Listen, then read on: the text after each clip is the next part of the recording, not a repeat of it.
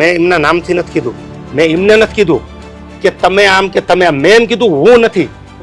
સવાલ મેં મારા ઉપર લીધો. મેં કોઈ ભગવતસિંહ કે કોઈ બીજા કે કોઈ ત્રીજા કોઈ નામથી મેં આ સવાલ કર્યો નથી. મેં કીધું છે હું એફિડેવિટ નથી. તમે જેને સાંભળ્યા છે દેવાયત ખવડ, લોક સાહિત્યકાર. છેલ્લા 4-5 દિવસથી દેવાયત ખવડ એ ખૂબ ચર્ચામાં છે અને એ ચર્ચાનું કારણ સૌ કોઈને ખબર છે કે અમદાવાદના સનાથલ ગામમાં એક ડાયરાનું આયોજન કરવામાં આવ્યું હતું ને એવા આરોપ લાગ્યા કે ત્યાંથી પૈસા લઈ લીધા પણ ડાયરો કરવા માટે ન ગયા. પછી એવા પણ આરોપ લાગ્યા કે એક જ તારીખમાં 2 ડાયરા લઈ લીધા. એટલે લોકમુખે એવી ચર્ચાઓ સંભળાઈ રહી હતા, એવી ચર્ચાઓ થઈ રહી છે, કારણ કે વિરોધીઓ પણ હોય અને સાથ આપનારાઓ પણ હોય. એટલે એવી ચર્ચાઓ જાગી કે સિલેક્ટેડ ડાયરાની જે વાત કરતા હતા દેવાયતભાઈ ખવડ, એ આ સિલેક્ટેડ ડાયરા તો નથી ને કે એક તારીખમાં 2 ડાયરા લેવાય છે. નમસ્કાર, આપ જોઈ રહ્યા છો ન્યૂઝરૂમ અને આપની સાથે હું છું ભાવી.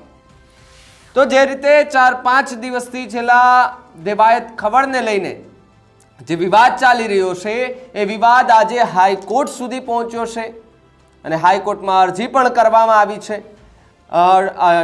એડવોકેટ આનંદ યાજ્ઞિક છે, તેના દ્વારા દેવાયત ખવડ છે તેને લઈને ત્યાં અરજી કરવામાં આવી છે. દેવાયત ખવડ પણ ત્યાં પહોંચ્યા હતા આજે, એવી પણ વાત મળી છે.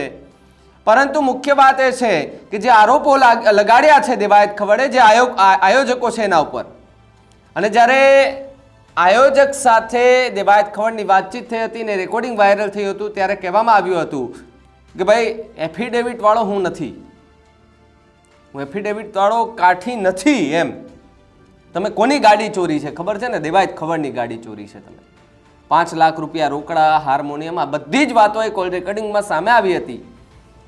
પરંતુ અહીંયા એ વાત જે જ્યારે આ ન્યૂઝરૂમના અમારા લોકો ત્યાં પહોંચ્યા દેવાયત ખવડને ત્યાં અને એમની સાથે જે ઇન્ટરવ્યૂ કર્યું, ઇન્ટરવ્યૂમાં જ્યારે પ્રશ્ન પૂછવામાં આવ્યો કે ભાઈ એફિડેવિટની જે વાત કરી હતી કે ભાઈ તમે તમારી તૈયારીમાં રહેજો, હવે લડી જ લેવાનું છે.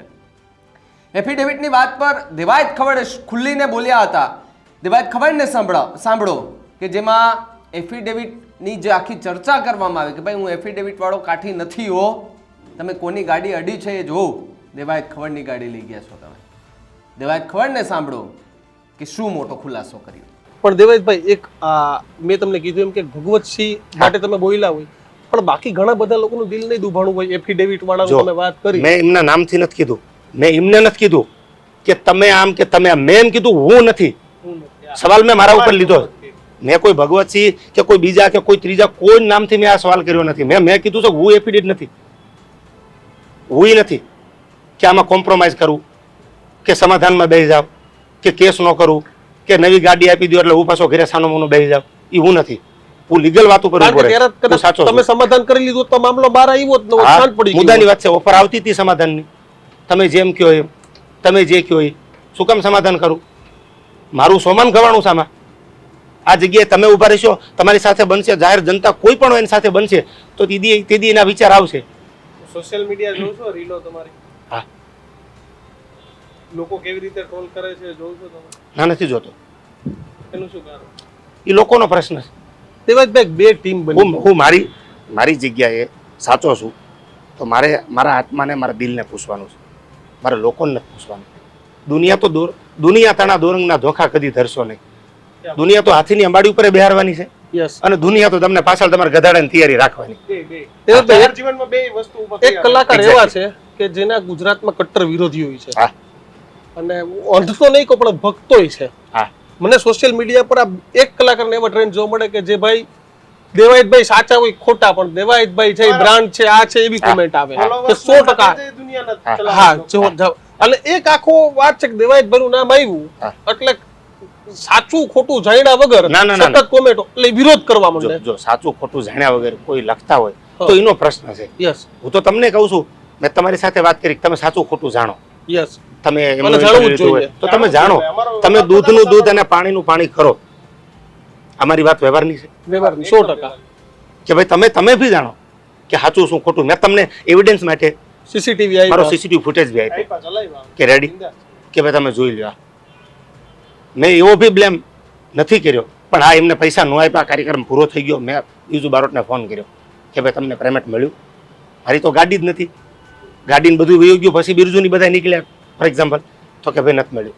તમને કોઈ ઓનલાઈન પૈસા આપ્યા કે ભાઈ નથી આપ્યા? સાઉન્ડવાળાને ફોન કર્યો, ભાઈ તમને પૈસા મળ્યા કે ના નથી મળ્યા? કાંઈ વાંધો નહીં. મેં કીધું પૈસા તમારા માટે હું ગાડી મોકલી, પણ જે હોય તે આ વહીવટ મેં કર્યો છે, તમારી સાથે મારે વાત થઈ હતી, તો એ વહીવટ તમારે મારી સાથે કરી લેવાનો. પછી બધાને તમે પેમેન્ટ આપી દીધું? એ વહીવટ મારી સાથે કરી લેવાનો. હું મળ્યો નથી, મેં હજી પેમેન્ટ આપ્યું નથી, હવે હું આપી દેશે એને, કારણ કે મેં બુક કર્યા ને, એટલે બજેટની જવાબદારી મારી. હું તો આ કામમાં બીજી થઈ ગયો સવારથી, એટલે હું એને મળવા નથી જઈ શક્યો, પણ મેં ફોન ઉપર કહી દીધું કે પેમેન્ટ મારી પાસે તમારું આવી ગયું.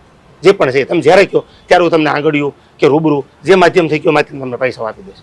તો જે રીતે છેલ્લા 5-6 દિવસથી આખો વિવાદ ચાલી રહ્યો છે ને જેમાં આયોજકો અને લોકસાહિત્યકાર કે જેમણે વચ્ચે આ વિવાદ સર્જાયો છે, દિવાયત ખવડ કે જે પોલીસ સ્ટેશનમાં ફરિયાદ કરવા માટે પણ ગયા હતા, પોલીસ પર પણ આરોપ નાખ્યા હતા કે ભાઈ પોલીસ મારી ફરિયાદ નોંધતી નથી, મારો ડ્રાઈવર બપોરે 2 વાગ્યાથી લઈને સાંજે 2 વાગ્યા સુધી પોલીસ સ્ટેશનમાં બેઠો હતો, છતાં પણ કોઈ ફરિયાદ નથી લેવામાં આવી. પુરાવા પણ મેં રજૂ કર્યા છે કે ભાઈ મારી ગાડી જતી રહી છે.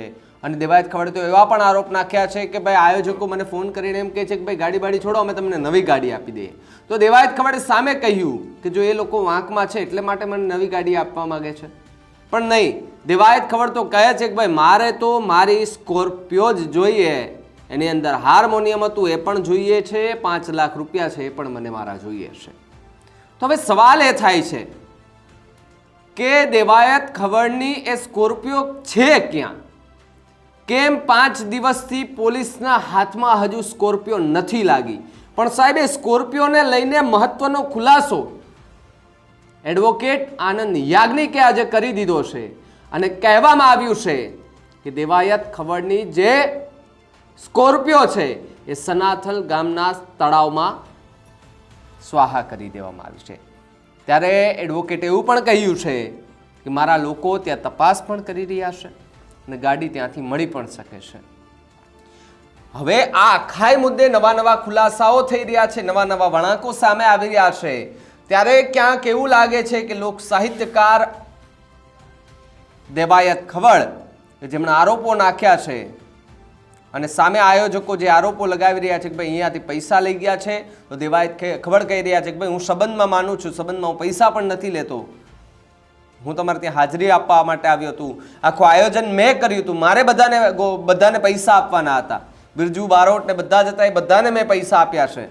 અને સીસીટીવી પણ ખવડે બહાર પાડ્યા હતા કે ભાઈ જો હું પૈસા લઈને જાઉં છું, મારા હાથમાં પૈસાનું બંડલ છે. હવે આખો આ વિવાદ છે એને તમે કઈ રીતે જુઓ છો અને એફિડેવિટની વાત છે એને પણ કઈ રીતે તમે જુઓ છો, અમને કમેન્ટ કરીને ખાસ જણાવજો. જોતા રહેજો ન્યૂઝ રૂમ. નમસ્કાર.